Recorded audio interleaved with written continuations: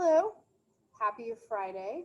As you guys know, I'm not going to be here with you guys today, so I'm going to go through the Amplify lesson with you, and then you will have the rest of the time in class to just work through the lesson and then get that turned in, hopefully by the end of the day, so you don't have homework over the weekend. So I am going to share my screen, and we will go through this lesson.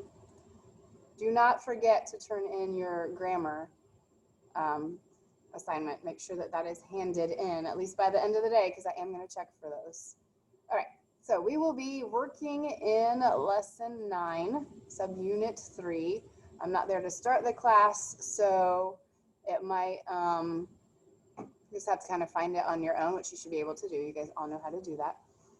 So the first thing is in this picture, what does this place feel like? What is the atmosphere or the mood? When I look at it, I see that they seem really stressed about this test that they are taking, and the teacher is watching them, but they definitely see that they're stressed. And now I see a completely different classroom. They're having fun, they're playing, apparently, have a great summer. It's probably the day before school ends, the last day of school.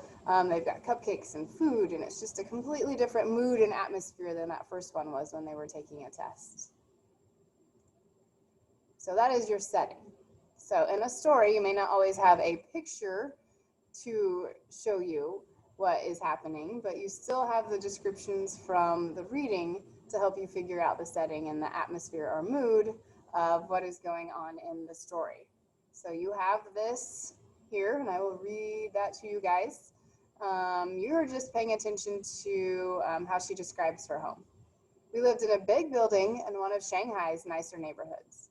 My fourth aunt, who had been married to Dad's half-brother, lived downstairs with her daughter, my cousin Yomei, and Yomei's daughter, a lovely baby called Hua. My uncle had died in Hong Kong a few years before. Yomei's husband had a job in another city and was allowed to visit Shanghai only twice a year. Song Pop told us our extended family used to occupy 2 whole buildings, 10 rooms altogether.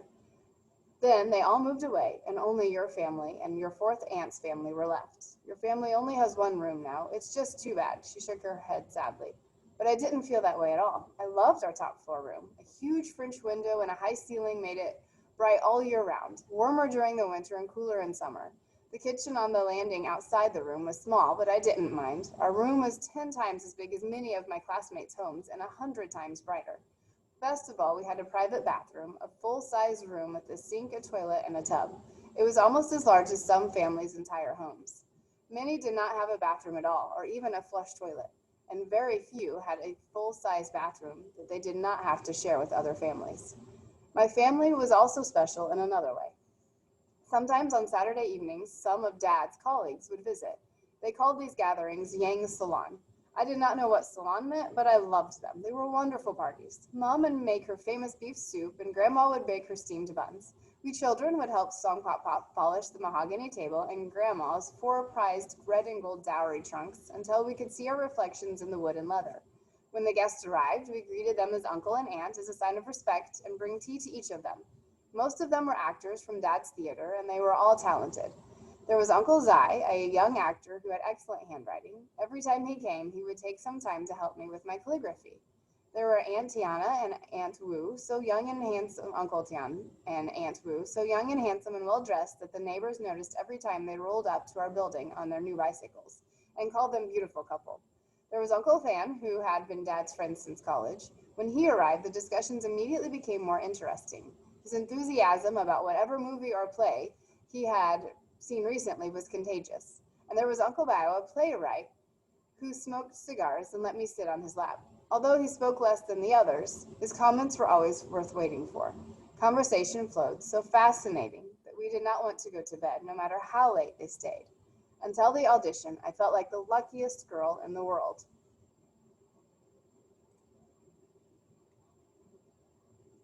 So you're to highlight some details of how she describes the home, the setting, and then what these details tell about how she feels in her home at the beginning of the story.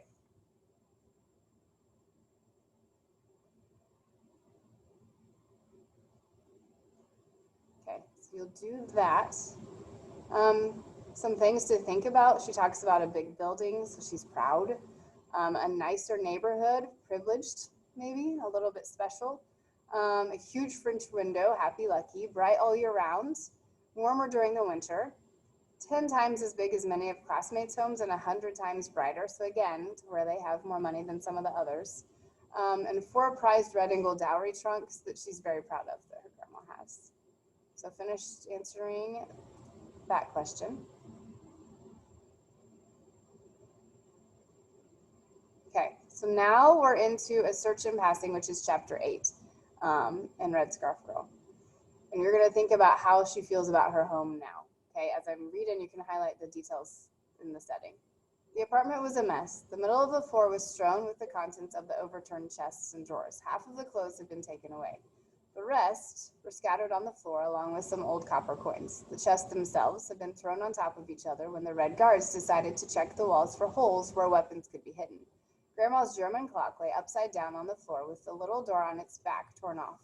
I looked for my things. The wing of the butterfly had been completely knocked off the body. The bottle holding the glass beads had smashed, and beads were rolling all over the floor.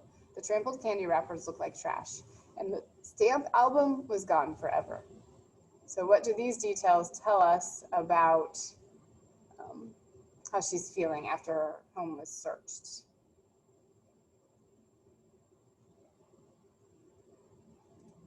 I'm going to be super nice since it's Friday.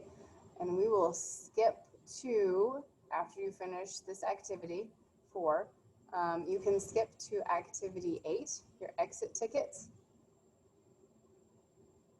So sticking with the setting and the mood and the atmosphere of what's going on in the story. Select 3 phrases that create a chaotic, disturbed mood in this description. And what do these tell us about her feelings of her home? This is after the search again. And then you can start working on the solo activity. So you're doing some more reading of the text and then answering the questions. So for the first part of this, you just have to read.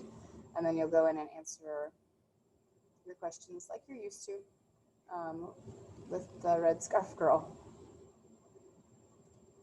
Okay, if you need anything, you can email me. I will try to check them when I can. And I will see you guys on Monday. Have a great weekend.